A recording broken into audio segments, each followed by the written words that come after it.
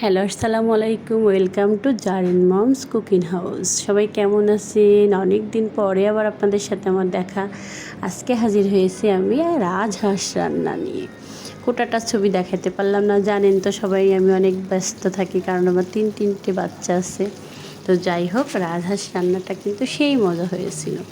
আমি এখানে মশলা ইউজ করেছিলাম সব রকমের গরম মশলা, সাথে একটু জয়ফল দিয়েছিলাম, জয়ত্রী আমি দেইনি, আর গোলমরিচ দিয়েছিলাম, আর জিরা মশলা যা থাকে ওগুলা বাটা দিয়েছিলাম। আর আপনার আদা রসুন পেঁয়াজ মশলার গুঁড়া এক্সট্রা একটা দিয়েছিলাম, গোলমরিচ, এবং সাথে ছিল আপনার জয়ফল। এবং এই মশলাগুলো সব একে একে আমি দিলাম, দিয়ে এগুলোকে এখন আমি কিছুক্ষণ নাড়াচাড়া করছি। নাড়াচাড়া করতে করতে এবার আমি আস্তে ধীরে দিয়ে দেব মরিচের গুঁড়া।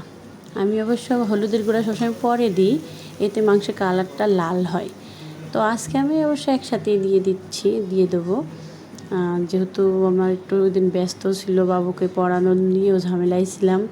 তো কোনো রকমের ফাঁকে আবার ভিডিও করলাম, যেহেতু রান্না করছি একটু ভিডিও করতে হবে, ইউটিউবেতে ছাড়বো। আমার একটা চ্যানেল আছে ফেসবুক, সেটা হচ্ছে জারিন মমস ডেইলি লাইফ, ওখানেও একটু দেবো, যার কারণে ভিডিওটা করা। যাই হোক, এখন আমি নারকেলের দুধ দিয়ে দিলাম, দুধ দিয়ে আবার নাড়াচাড়া করব। নাড়াচাড়া করার আপনারা কে হচ্ছে হয়তো অনেকেই খেয়েছেন রাজহাঁস রান্না, তবে দুধ ছাড়া কিন্তু আপনার কখনোই মাংস ভালো হয় না। এবং এখানে কিন্তু অনেকটাই মাংস, একটা রাজহাঁসে প্রায় 2.5 কেজি থেকেও কিন্তু বেশি হয়েছিল। এটা আমার মা কিনে দিয়েছিল অবশ্য গ্রাম থেকে।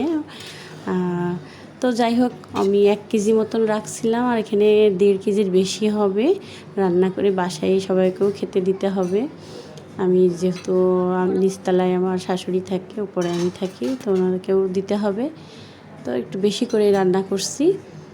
তো এই যে এখন আমি দুধটা দিয়ে এটাকে ঢাকা দিয়ে দেবো।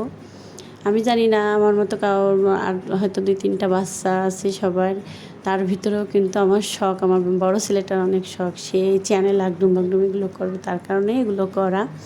তো এই যে দেখেন, এখন ঢাকা দেওয়ার পরের অবস্থা। এখন বাকি কিছুটা দুধ ছিল, সেই দুধটাও কিন্তু আমি এখন দিয়ে দিব।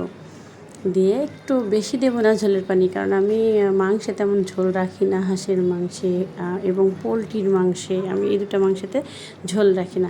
আর আমার এমনি অভ্যাস খারাপ, আমি গরুর মাংসতেও তেমন ঝোল রাখি না।